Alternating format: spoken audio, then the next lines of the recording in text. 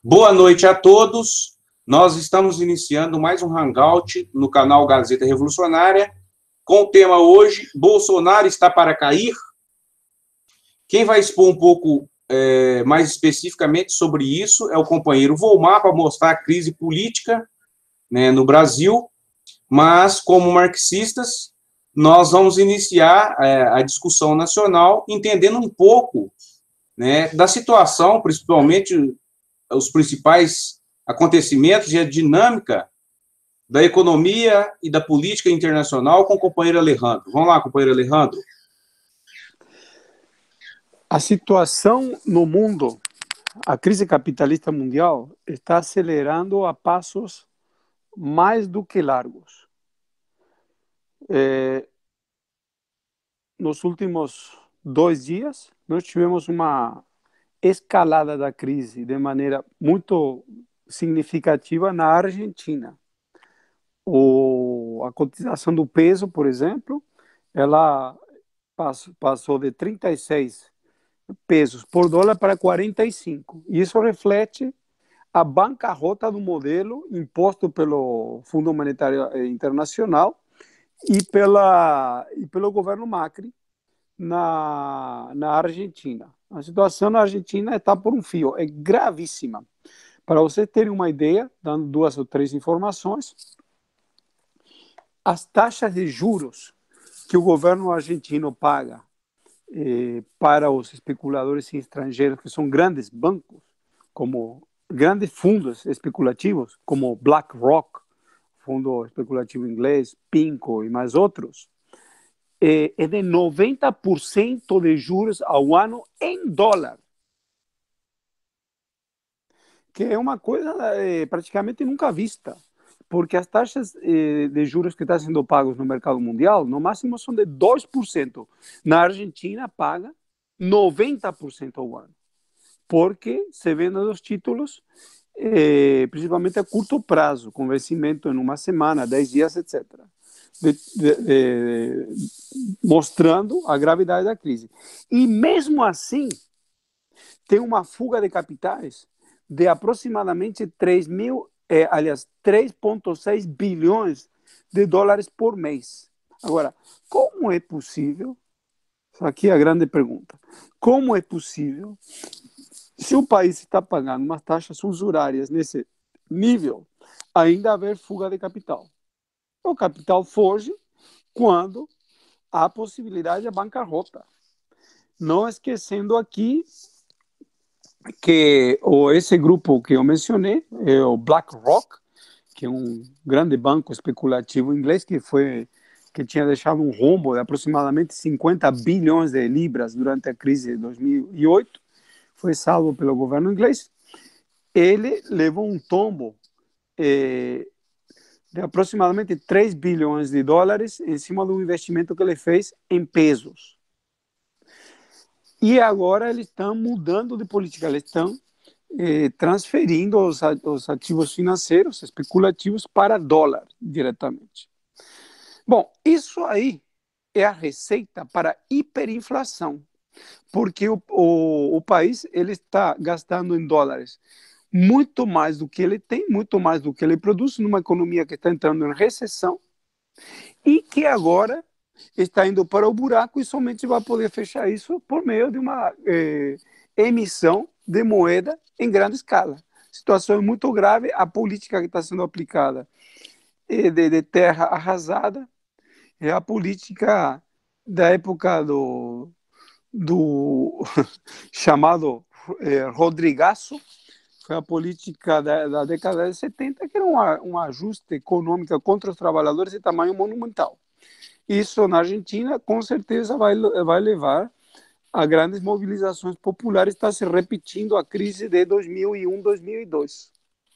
E isso, com certeza, terá um impacto sobre o Brasil de tamanho monumental, deverá ser potencializado pela crise econômica mundial.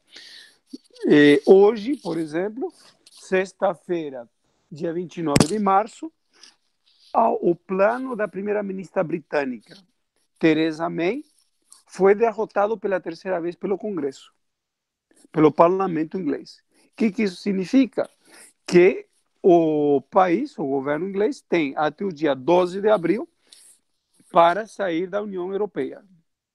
Isso leva também a uma situação catastrófica, porque, para começo de conversa, se a Inglaterra sai da União Europeia, todas as emissões de derivativos financeiros que acontecem na City de Londres, e a Inglaterra é o maior emissor mundial de derivativos financeiros, em primeiro lugar porque ela atua em grande medida como intermediário, tudo isso passará a ser taxado pela União Europeia. Isso sem contar que a crise, por exemplo, na indústria automobilística é tão grande que, esse dado aqui é muito importante, o Partido Conservador, setores importantíssimos do Partido Conservador, estão falando em nacionalizar toda a indústria automobilística inglesa. Não são marxistas, não são comunistas, não são de esquerda, não são nada. São da direita para a extrema direita. Isso já revela o tamanho da crise capitalista mundial, que é gigantesca. Nós também tivemos, nesses últimos dias, acontecimentos importantíssimos, como a visita do presidente inglês Xi Jinping à Europa. E isso se cruza tanto com a crise com a Argentina como com a questão da crise na Inglaterra. Os chineses estão tentando incorporar a Europa no chamado novo caminho da seda, que seria aquela política para agilizar o envio de mercadorias da Ásia, principalmente da China, à Europa por meio de vias rápidas. E a Itália é o primeiro país dos grupos chamados G7, as 7 potências mais desenvolvidas do mundo, que já aderiu a isso aí literalmente.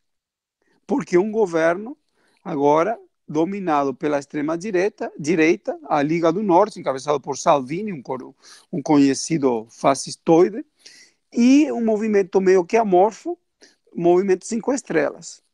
Então, isso gera um grau de crise brutal, e porque isso foi feito a revelia, inclusive, da Alemanha e da França, que também se reuniram com Xi Jinping, junto com Juncker, que seria o luxemburguês, que é o presidente da Comissão Europeia, buscando mecanismos em cima das contradições para eles também terem algum tipo de participação nesse novo caminho da seda.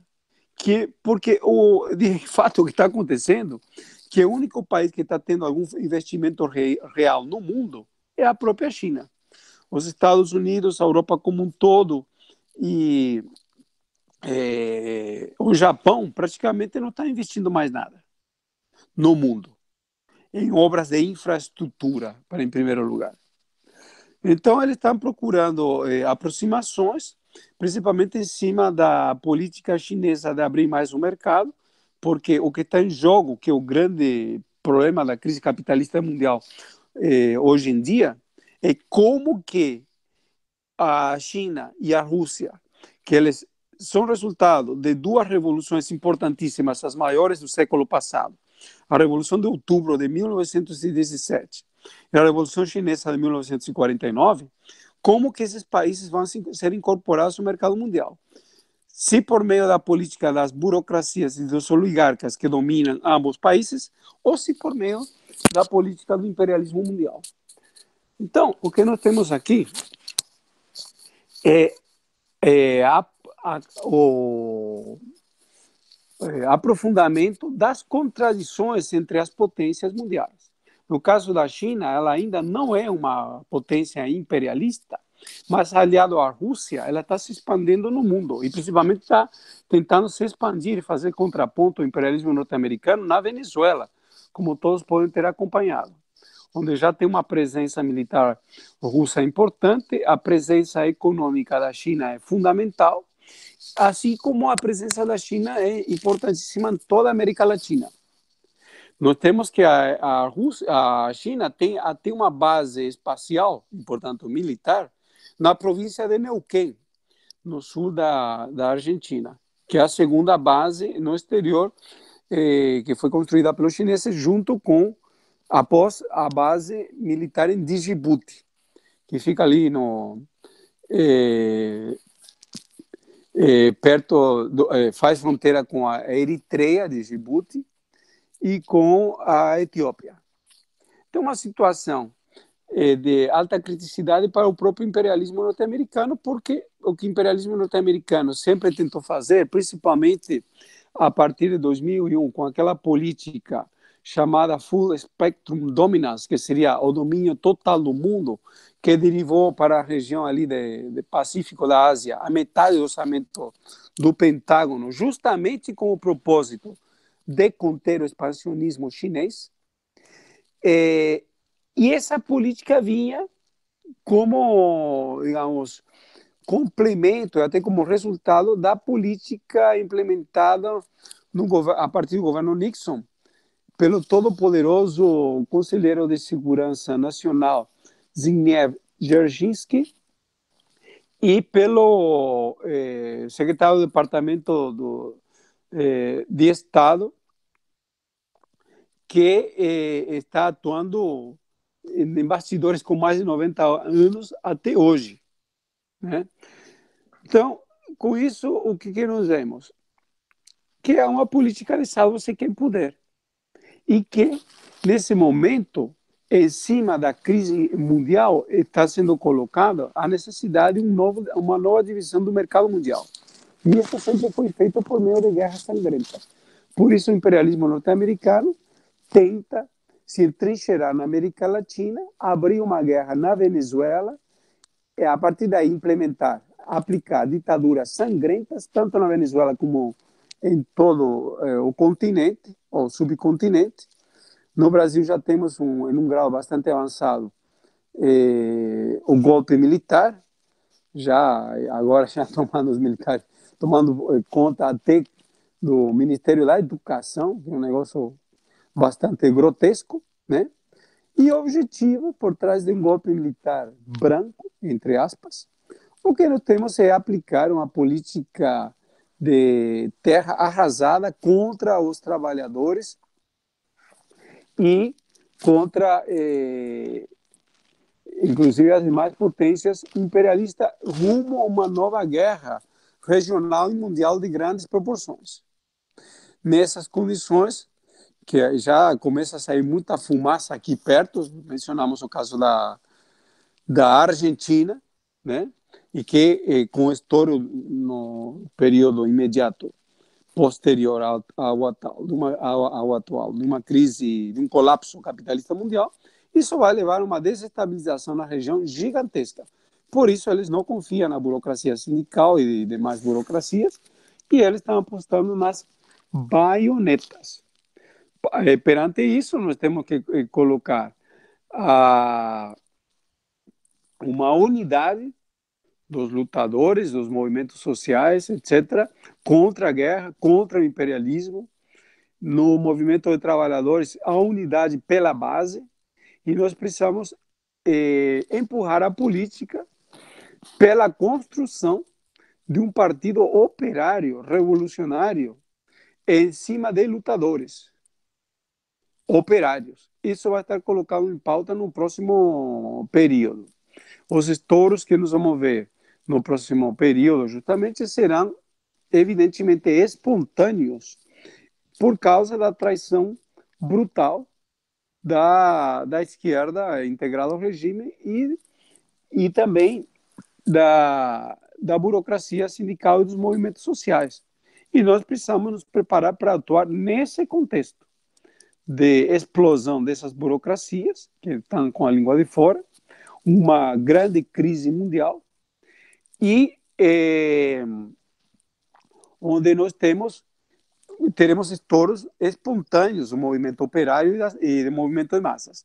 Aqui uma breve referência, mas que é fundamental para terminar, em relação a esse mês de março de 2019. Nesse mês, inclusive foi no início deste mês, se cumpriram 100 anos da fundação da Terceira Internacional Comunista, que foi a organização operária revolucionária mais forte da história. E a partir dessa organização mundial, que teve, obviamente, uma série de acertos importantes e também uma série de erros, até ela se burocratizar e ser extinta em 1943 pela burocracia soviética, em cima de acordos com o imperialismo. Nós temos que dizer que isso também coloca algumas reflexões importantíssimas.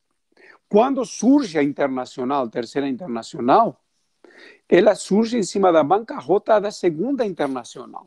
A Segunda Internacional era gigantesca. Ela tinha partidos que tinham 1 milhão de militantes, como o Partido Social Democrata alemão, que tinha inclusive maioria no parlamento, nesse nível. E foi isso que explodiu, né?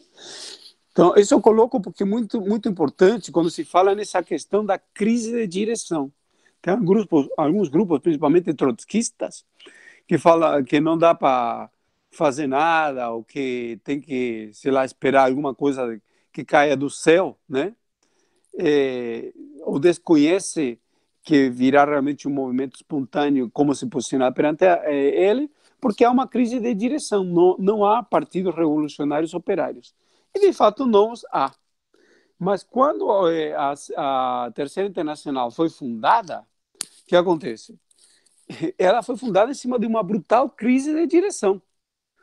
Por exemplo, na Alemanha, os espartaquistas alemães, liderados principalmente por Rosa Luxemburgo e Carlos Liebknecht, eles lideraram uma fração diminuta. Devia ter algumas centenas de militantes, esses espartaquistas, né? E, além disso, essa fração, que depois cresceu, ela era formada em grande medida por elementos ultra-esquerdistas, que foram responsáveis por levar a levantes operários que foram massacrados. A própria Revolução de 1918 na Alemanha, que levou ao assassinato da Rosa Luxemburgo e Carlos Liebknecht, foi por causa do ultra-esquerdismo, que se levou a isso aí e que levou à derrota da Revolução, assim como das 4 revoluções alemãs que seguiram a continuação, né? Tudo bem que a partir daí surgiram uma série de experiências, etc. Mas os principais nomes dessa fração de esquerda na Terceira Internacional eram 3, os chamados 3 L's: Lenin, Rosa Luxemburgo e Karl Liebknecht, né? Bom, aí havia uma crise de direção.